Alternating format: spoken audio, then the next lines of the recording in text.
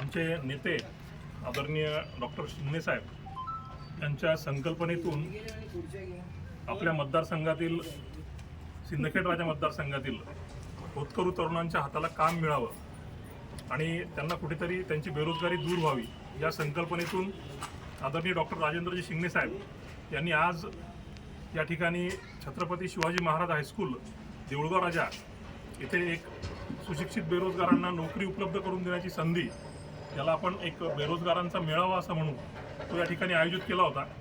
या मेळाव्यामध्ये एकूण 69 कंपन्यांनी सहभाग नोंदवला। त्यात महिंद्रा असतील, बँकिंग क्षेत्रातल्या कंपन्या असतील, मॅन्युफॅक्चरिंग क्षेत्रातल्या कंपन्या असतील, IT सेक्टरमध्ये काम करणाऱ्या कंपन्या असतील, अशा विविध क्षेत्रात काम करणाऱ्या 69 कंपन्यांनी या ठिकाणी आपला सहभाग नोंदवला।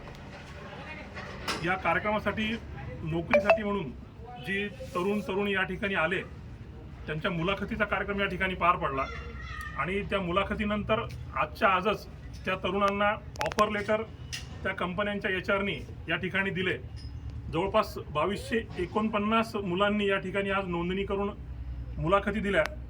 पैकी जवळपास 900 मुलांना आज या ठिकाणी रोजगार उपलब्ध झाला। या ठिकाणी एक आवर्जून सांगण्यासारखी गोष्ट अशी आहे की शासकीय नोकऱ्यांच्या जाहिराती या विविध वर्तमानपत्रामधून येत असतात। देऊळगाव यासारख्या ठिकाणी 7 ते 8 शासकीय नोकर भरतीचे तयारी करण्यासाठीचे क्लासेस या ठिकाणी आहे। तिथला स्टाफ पूर्ण त्या संदर्भात त्या विद्यार्थ्यांना वारंवार माहिती देत असतो।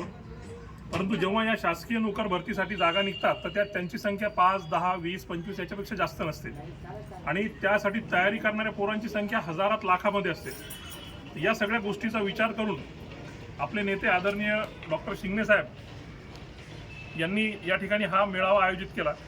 त्यात एक गोष्ट आवर्जून सांगावीशी वाटते, या ज्या कंपन्या आहेत, प्रायव्हेट सेक्टरमधल्या कंपन्या आहेत, यांच्याकडेही खूप रोजगाराची संधी असते, त्यांच्याकडेही चांगल्या प्रकारे पगार असतो, परंतु सुरुवातीला आपल्याला काम करताना कमी पगारावर त्या ठिकाणी नोकरीची संधी मिळते।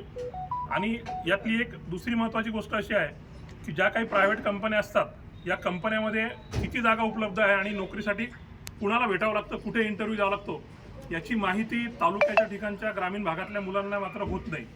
आणि तीच एक गोष्ट हेरून साहेबांनी या प्रायव्हेट सेक्टरमध्ये काम करणाऱ्या ज्या कंपन्या आहेत, पुण्यामधल्या असतील, नाशिकच्या आहेत, संभाजीनगरच्या आहेत, या ठिकाणच्या कंपन्यांच्या प्रतिनिधींना इथे बोलवून या 850 तरुणांना या ठिकाणी आज रोजगार उपलब्ध करून दिला।